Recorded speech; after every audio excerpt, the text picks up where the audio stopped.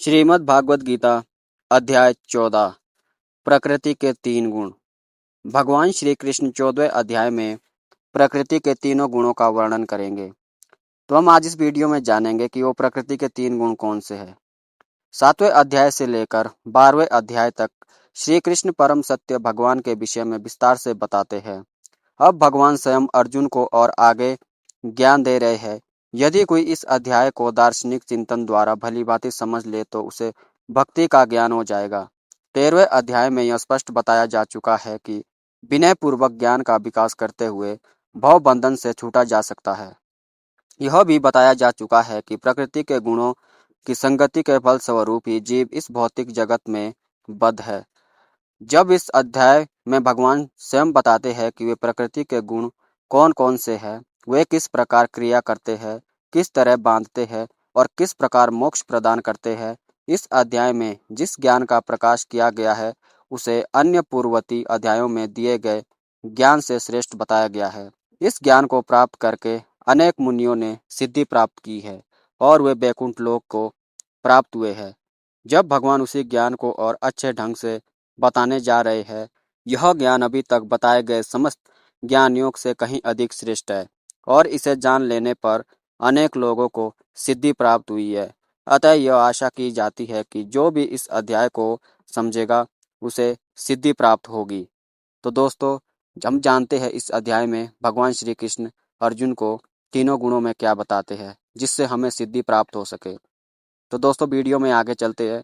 भगवान ने कहा, अब मैं तुमसे समस्त ज्ञानों में सर्वश्रेष्ठ इस परम ज्ञान को पुनः कहूँगा जिसे जान लेने पर समस्त मुनियों ने परम सिद्धि प्राप्त की है। इस ज्ञान में स्थिर होकर मनुष्य मेरे जैसे दिव्य प्रकाश को प्राप्त कर सकता है। इस प्रकाश स्थित हो जाने पर वह ना तो सृष्टि के समय उत्पन्न होता है और ना प्रलय के समय विचलित होता है। हे भरतपुत्र, ब्रह्म नामक समग्र भौतिक वस्तु जन्म का स्रोत है और मैं इसी ब्रह्म को गर्भस्थ करता हूँ जिससे समस्त जीवों का जन्म संभव होता है। हे कुंती पुत्र, तुम यह समझ लो कि समस्त प्रकार की जीव योनियां इस भौतिक प्रकृति में जन्म द्वारा संभव है और मैं उनका बीज प्रदाता पिता हूँ। भौतिक प्रकृति तीनों गुणों से युक्त है। ये है सतोगुण, रजोगुण तथा तमोगुण। हे महाबाहु अर्जुन, जब शाश्वत जीव प्रकृति संसर्ग में आता है तो वह इन गुणों से बंध जाता है। हे निष्पाप अर्जुन, सतोगुण अन्य गुणों की अपेक्षा अधिक शुद्ध होने के कारण प्रकाश प्रदान करने वाला और मनुष्य को सारे पाप कर्मों से मुक्त करने वाला है। जो लोग इस गुण में स्थित होते हैं वे सुख तथा ज्ञान के भाव से बंध जाते हैं। हे कुंती पुत्र, रजोगुण की उत्पत्ति असीम आकांक्षाओं द्वारा तृष्णाओं से होती है और इसी के कारण से यह देहधारी जीव सकाम कर्मों से बच जाता है।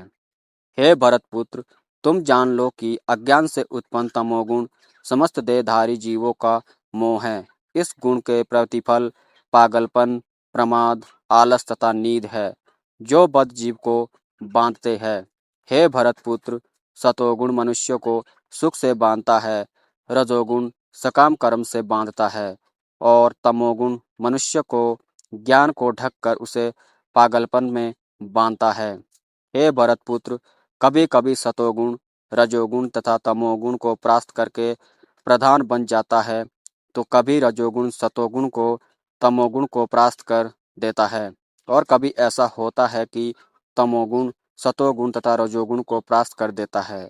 इस प्रकार श्रेष्ठ के लिए निरंतर स्पर्धा चलती रहती है।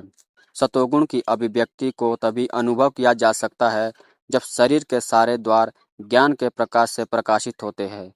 हे भरतवंशियों में प्रमुख, जब रजोगुण में वृद्धि हो जाती है तो अत्यधिक आसक्ति, सकाम कर्म, गहन उद्गम तथा अनियंत्रित इच्छाएं एवं लालसा के लक्षण प्रकट होते हैं। जब तमोगुण में वृद्धि हो जाती है तो हे कुरुपुत्र, अंधेरा, जड़ता, प्रमत्ता तथा मोह का प्राकट्य होता है। जब कोई सतोगुण में मरता है तो उसे महर्षि के विशुद्ध उच्चतर लोक की प्राप्ति होती है। जब कोई रजोगुण में मरता है तो वह सकाम कर्मियों के बीच में जन्म ग्रहण करता है और जब कोई तमोगुण में मरता है तो वह पशु योनि में जन्म धारण करता है। पुण्य कर्म का फल शुद्ध होता है और सात्विक कहलाता है, लेकिन रजोगुण में संपन्न कर्म का फल दुख होता है और तमोगुण में किए गए कर्म मूर्खता में प्रतिफल होते हैं। सतोगुण से वास्तविक ज्ञान उत्पन्न होता है, रजोगुण से लोभ उत्पन्न होता है और तमोगुण से अज्ञान, प्रमाद और मोह उत्पन्न होते हैं। सतोगुणी व्यक्ति क्रमश उच्च लोकों को ऊपर जाते हैं, रजोगुणी इस पृथ्वीलोक में रह जाते हैं और जो अत्यंत गृहीण तमोगुण में स्थित है वे नीचे नरक लोक में जाते हैं। जब कोई यह अच्छी तरह जान लेता है कि समस्त कार्यों में प्रकृति के तीनों गुणों के अतिरिक्त अन्य कोई कर्ता नहीं है, और जब वह परमेश्वर को जान लेता है तो इन तीनों गुणों से परे है, तो वह मेरे दिव्य स्वभाव को प्राप्त होता है। जब देहधारी जीव भौतिक शरीर से संबंध इन तीनों गुणों को लांघकर में समर्थ होता है, तो वह जन्म, मृत्यु, बुढ़ापा तथा अनेक कष्टों से मुक्त हो जाता है और इसी जीवन में अमृत का भोग भोगता है। अर्जुन ने पूछा, हे भगवान, जो इन तीनों गुणों से परे है वो किन लक्षणों के द्वारा जाना जाता है? उसका आचरण कैसा होता है? वह प्रकृति के गुणों को किस प्रकार लांघता है? भगवान ने कहा, हे पांडुपुत्र, जो प्रकाश, आसक्ति तथा मोह से उपस्थित होने पर भी ना तो उनसे घृणा करता है और ना लुप्त हो जाने पर उनकी इच्छा करता है, जो भौतिक गुणों की इन समस्त प्रतिक्रियाओं से निश्चल तथा अविचलित रहता है और यह जानकर कि केवल गुण ही क्रियाशील है, उदासीन तथा दिव्य बना रहता है, जो अपने आप में स्थित है और सुख तथा दुख को एक समान मानता है, जो मिट्टी के ढेले, पत्थर एवं स्वर्ण के टुकड़े को समान दृष्टि से देखता है, जो अनुकूल तथा प्रतिकूल के प्रति समान बना रहता है, जो धीर है और प्रशंसा तथा बुराई, मान तथा अपमान में समान भाव से रहता है, जो शत्रु तथा मित्र के साथ समान व्यवहार करता है और जिसने सारे भौतिक कार्यों का परित्याग कर दिया है, ऐसे व्यक्ति को प्रकृति के गुणों से अतीत कहते हैं। जो समस्त परिस्थितियों में अविचलित भाव से पूर्ण भक्ति में प्रवृत्त होता है, वह तुरंत ही प्रकृति के गुणों को लांघ जाता है और इस प्रकार ब्रह्म के स्तर तक पहुंच जाता है। और मैं ही उस निराकार ब्रह्म का आश्रय हूँ, जो अमर्त्य, अविनाशी तथा शाश्वत है और चरम सुख का स्वाभाविक पद है। तो दोस्तों, इस अध्याय में भगवान श्री कृष्ण ने तीनों गुणों को बताया है, जिसे जानकर आपको ज्ञान प्राप्त हो गया होगा कि तीनों गुणों से ये सृष्टि बनी है, हमारा जीवन बना है और इन तीनों गुणों को लांघकर हम परमात्मा को प्राप्त कर सकते हैं। तो दोस्तों, वीडियो को देखने के लिए धन्यवाद।